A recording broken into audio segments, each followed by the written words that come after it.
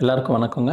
நான் டாக்டர் ராஜா நடராஜன், மனநல மருத்துவர், கன்சல்டன்ட் சைக்காட்ரிஸ்ட், போதி மனநல மருத்துவமனை, ஹெல்தி மைண்ட் ஹாப்பி லைஃப்ஸ். இங்கிலாண்டில் ஆக்ஸ்ஃபர்டில் 24 இயர்ஸாக நான் மனநல மருத்துவத்தில் பணிபுரிஞ்சு வந்தேங்க.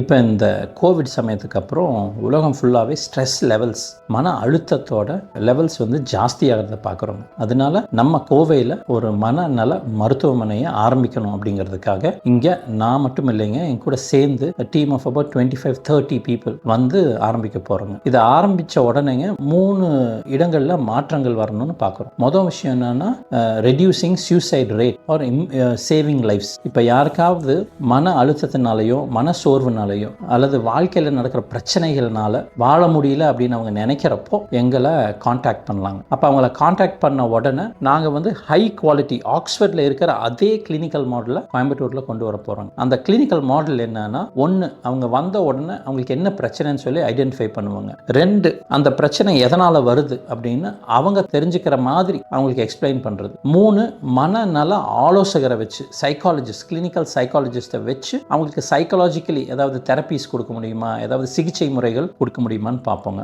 4, மருந்து மாத்திரை தேவையானப்போ தேவையான டோஸில் மட்டுமே மருந்து மாத்திரை கொடுப்போங்க. 5வது சோஷியல், அவங்க வீட்டில் ஏதாவது பிரச்சனை இருக்கலாம், அவங்க வேலையில் ஏதாவது பிரச்சனை இருக்கலாம், அந்த பிரச்சனைகளை எப்படி அணுகிறது அதை பற்றி அவங்களுக்கு சொல்லிக் கொடுப்பாங்க. இது 1ங்க. 2வது மாரிஸ் டே கேர் சென்டர் அப்படின்னு ஒன்று திறக்க போகிறாங்க. அந்த டே கேர் சென்டரில் என்ன கொடுக்க போகிறோம்னா, இப்போ ஒருத்தங்களுக்கு வீட்டில் இருந்துகிட்டே இருந்து என்ன பண்ணுறதுன்னு தெரியாமல் இருக்கலாம், பர்பஸ் ஆஃப் லைஃப் பற்றி அவங்க கொஸ்டின் பண்ணலாம், அவங்களால வேலை செய்ய முடியாமல் இருக்கலாம், எதனாலனா ஏதாவது ஒரு மனநல குறைபாடு இருக்கலாம். அப்படி இருக்கிறப்போ இந்த மாரிஸ் டே கேர் சென்டரில் செவரல் டைப்ஸ் ஆஃப் தெரப்பீஸ் கொடுப்பாங்க.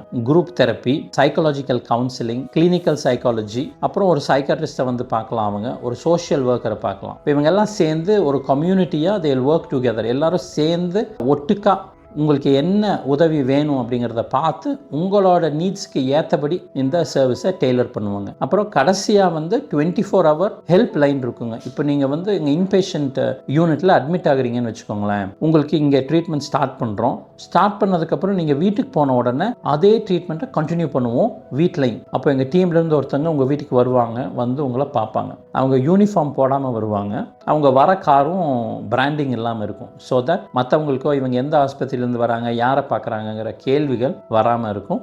ஸோ அந்த ஸ்டிக்மாவை குறைக்கிறதுக்கு முயற்சி செய்கிறோங்க. இதில் முக்கியமான விஷயம் என்னென்னா, நம்ம பண்ணுற விஷயம் மற்றவங்களுக்கு ஒன்று உதவியை தரணுங்க. 2வது திங்ஸ் எல்லாம் வேர்சன் ஆகிறதுக்கு முன்னாடியே நம்ம அந்த இன்டர்வென்ஷனை கொண்டு வரணும் அப்படிங்கிறதுக்காக தான் இந்த கிளினிக்கல் மாடலில், ஆக்ஸ்ஃபர்டில் இருக்க மாடலை நம்ம கோயம்புத்தூரில் கொண்டு வரணும். இப்போ இன்னொரு முக்கியமான விஷயம் என்னென்னா, நாங்கள் கொண்டு வர்றது எல்லாத்துக்குமே ரீச் ஆகணும். காசு இருக்கிறவங்க, காசு இல்லாதவங்க, அதை பற்றி கவலை இல்லைங்க.